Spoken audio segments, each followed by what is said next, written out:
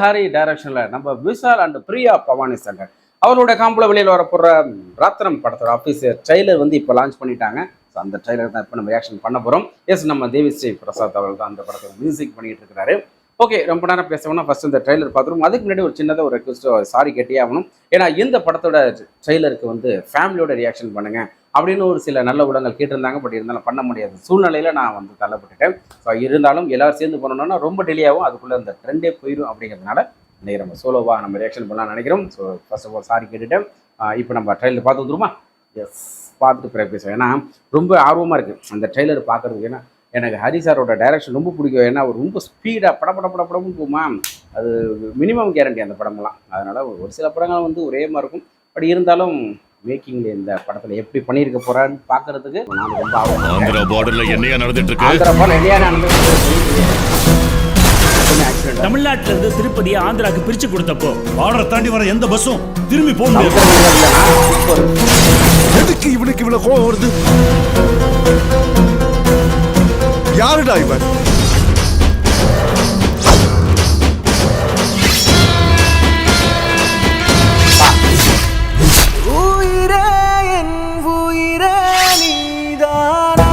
அந்த பொண்ணு என் உசிரிய மூச்சு அசிங்கப்படுத்தி இருக்க. எப்படி அப்பயா நகரி இல்ல, சித்தூர் இல்ல, ஆந்திரால, தெலுங்கானா இல்ல, தேடி வந்து சரிஞ்சிட வேண்டாம். இறைவன் உன்னை ஒளி தேவை தானா?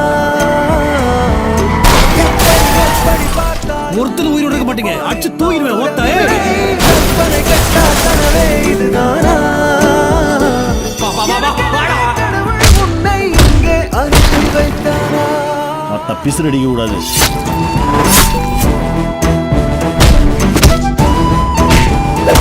வாடா.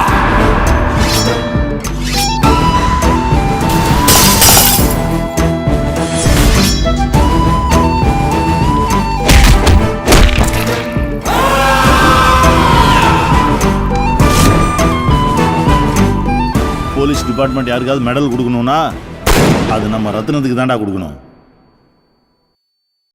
ஓகே, ஏப்ரல் 26 படம் வெளில வருது, பார்த்துடலாம். ஆமாம், எனக்கு நல்ல வேலை. ஃபர்ஸ்ட் ஆஃப் ஆல் நான் யோசித்தேன், என்னடா பிள்ளைகளோட பண்ண முடியலையே அப்படின்ட்டு. பட் இந்த படம் பண்ணாமல் இருக்கிறது நல்லது தான் நினைக்கிறேன். ஏன்னா நிறைய இடத்துல வந்து பேர்ட் வேர்ட்ஸ் வந்து அதிகமாக யூஸ் பண்ணியிருக்கிறாங்க. 2-3 இடத்துல வந்து பேர்ட் வேர்ட்ஸ் யூஸ் பண்ணியிருக்காங்க. ஸோ பிள்ளைகளோட உட்காந்து இதை பார்க்குற போது அப்படி என்ன பண்ணுவாங்கன்னா, இது என்னமோ சொல்கிறாங்களே, இது என்ன அப்படின்னு கேட்டுட்டா நமக்கும் மனசங்கடம்.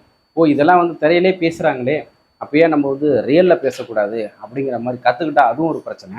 ஸோ அதனால் இன்றைக்கி இருக்கிற தலைமுறையில் வந்து ஸோ அவங்க ரியாலிட்டியை காட்டணும் அப்படிங்கிறதுக்காக வந்து ரியலாக நடக்கிறது தான். யாரும் வந்து இல்லாத ஒன்று சொல்ல போகிறதில்ல. சினிமாவில் வந்து நல்லது வந்து ஒரு ரீச் ஆகிறது ரொம்ப டிலே ஆனாலும் கெட்ட விஷயங்கள் ரொம்ப ஸ்பீடாக வந்து ரீச் ஆகும். ஸோ அந்த மாதிரி இந்த பேர்ட் வேர்ட்ஸ் வந்து யூஸ் பண்ணும்போது அது வந்து குழந்தைகளுக்கு, அடுத்த தலைமுறைகளுக்கு இப்பயே சினிமாலே வருது அப்படிங்கிற மாதிரி ஒரு தாட் வந்து அவங்களும் ரொம்ப சரளமாக நார்மல் லைஃப்பில் வந்து ரொம்ப ஈஸியாக அதை வந்து கன்வே பண்ணுற மாதிரி சூழ்நிலை க்ரியேட் ஆகிட்டு இருக்கு. ஸோ அதெல்லாம் வந்து தவிர்த்து தான் ஆகணும். ஏன்னா பெரிய ஹீரோ, ஒரு பெரிய பட்ஜெட்டு, ஒரு பெரிய டைரக்ஷன், ஒரு பெரிய விஷயத்தில் பண்ணுறாங்க அப்படிங்கும்போது அது ரொம்ப ஈஸியாக ரீச் ஆகும். ஸோ அந்த விஷயத்தெல்லாம் அவாய்ட் பண்ணலாம்னு நினைக்கிறேன். கேட்டால் அவங்க என்ன சொல்லுவாங்க, அந்த ஊர் பாஷையில் இப்படி தான் பேசுவாங்க அப்படிங்குவாங்க. கெட்டவாதி பேசியில் நீங்கள் கேட்டதே இல்லையாங்குவாங்க. எல்லாம் ஓகே, அக்கம் பக்கத்தில் பேசுவாங்க, அங்கே போனால் இங்கே பேசி காதில் வாங்கிட்டு தான் இருக்கும் நாளுக்கு நாள். பட் இதெல்லாம் அவாய்ட் பண்ணுறதுக்கு சினிமா வந்து ஒரு மிகப்பெரிய உதாரணமாக இருக்கும்னு நினைக்கிறேன். ஏன்னா அதுவே வந்து நிறைய சந்ததிகள் இப்போ வரப்போகிற போட அப்படின்ட்டு பேசாது, ரொம்ப சரளமாக பேசும். இப்போ நீங்கள் யோசித்து பார்த்தீங்கன்னா சென்னையிலலாம் பார்த்தீங்கன்னா அப்படி சும்மா போயிட்டு இருக்கும் போதெல்லாம் பார்த்தீங்கன்னா பின்னாடி போகிறவங்க அசிங்கமாக பேசிட்டு போகிறாங்க.